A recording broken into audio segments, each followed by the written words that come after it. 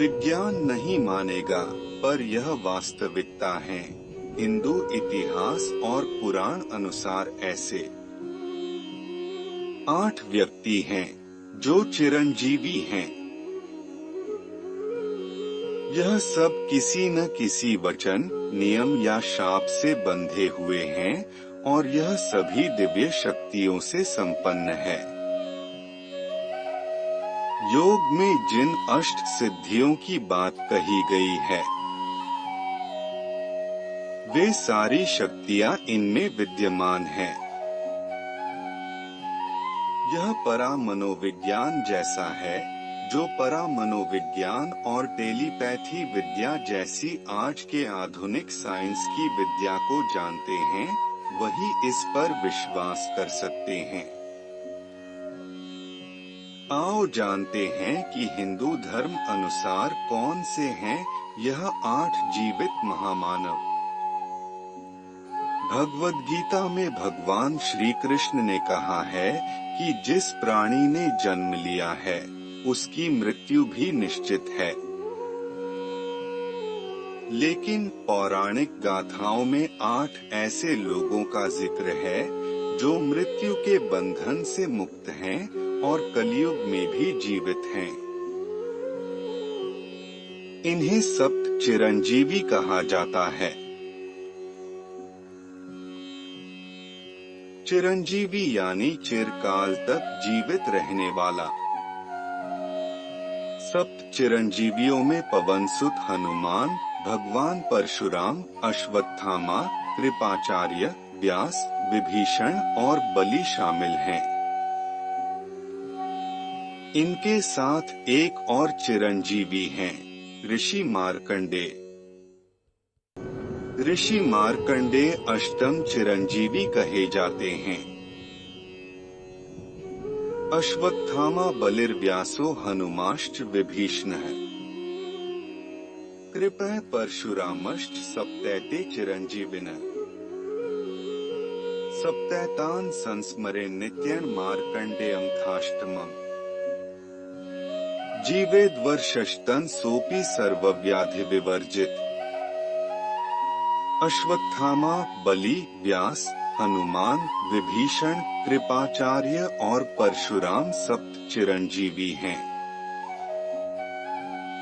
इन 7 के साथ मार्कंडेय ऋषि यानी अष्ट चिरंजीवी के नाम का जाप करने से व्यक्ति निरोगी रहता है और लंबी आयु को प्राप्त करता है।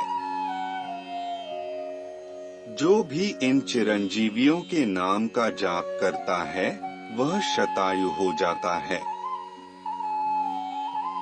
गुरु द्रोणाचार्य जी के पुत्र का नाम अश्वत्थामा था।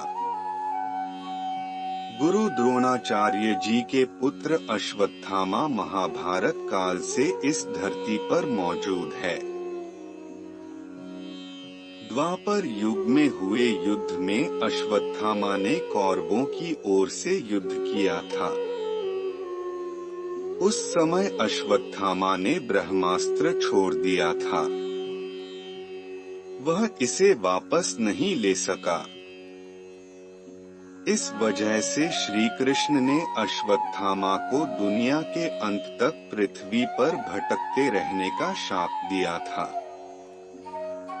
राजा बलि श्री हरि भक्त प्रहलाद के वंशज थे। उन्होंने अपने बल से तीनों लोकों को जीत लिया था। इसके साथ ही उन्हें बहुत बड़ा दानवीर भी माना जाता है। भगवान विष्णु ने राजा बलि के घमंड को तोड़ने के लिए वामन अवतार लिया था। एक बार राजा बलि के यज्ञ में भगवान विष्णु वामन अवतार शामिल हुए। यज्ञ के दौरान राजा बलि सारे ब्राह्मणों को दान दे रहा था। तब वामन देवता की बारी आई। उन्होंने सिर्फ 3 पग भूमि राजा से मांग ली और उपस्थित सारे ब्राह्मण हंस पड़े।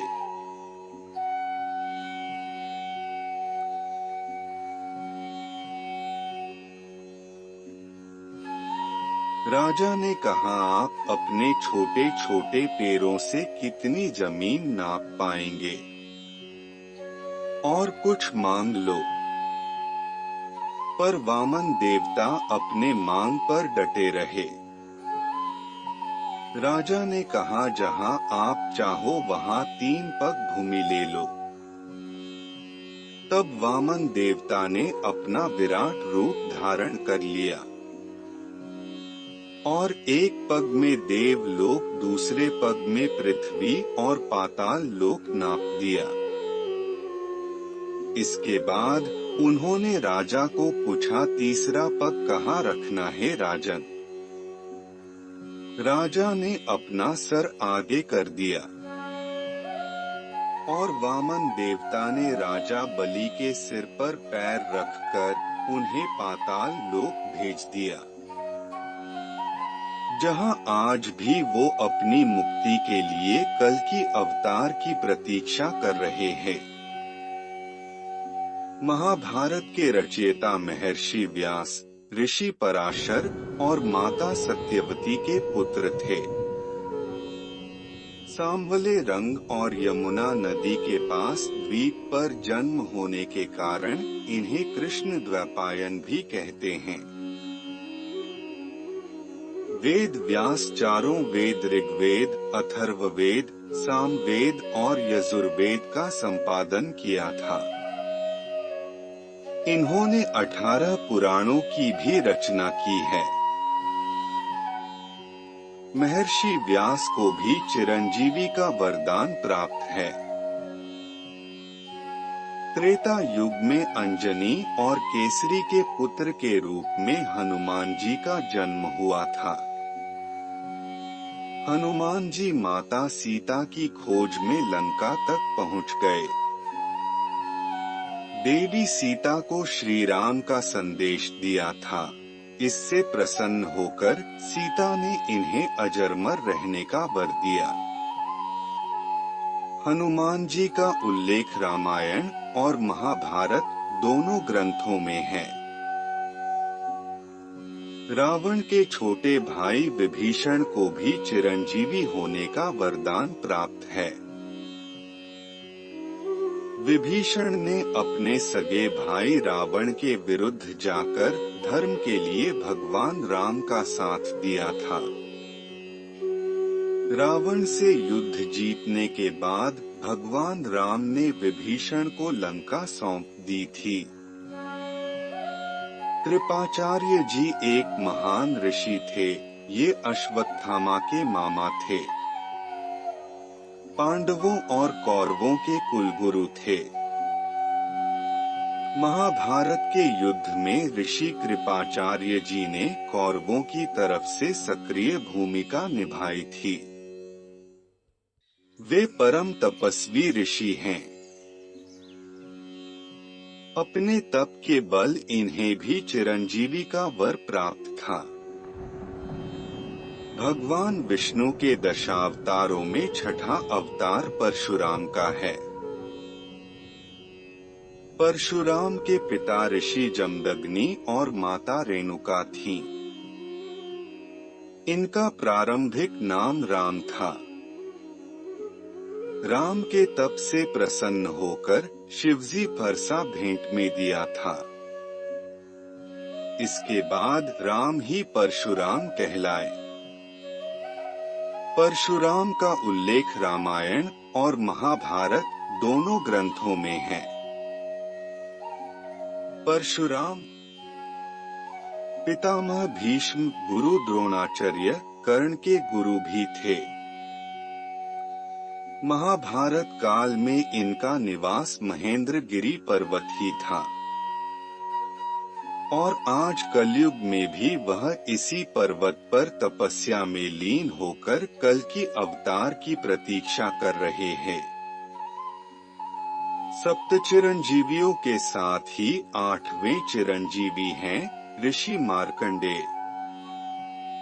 मार्कंडेय अल्पायु थे। ऋषि मार्कंडेय भगवान शिव के परम भक्त थे।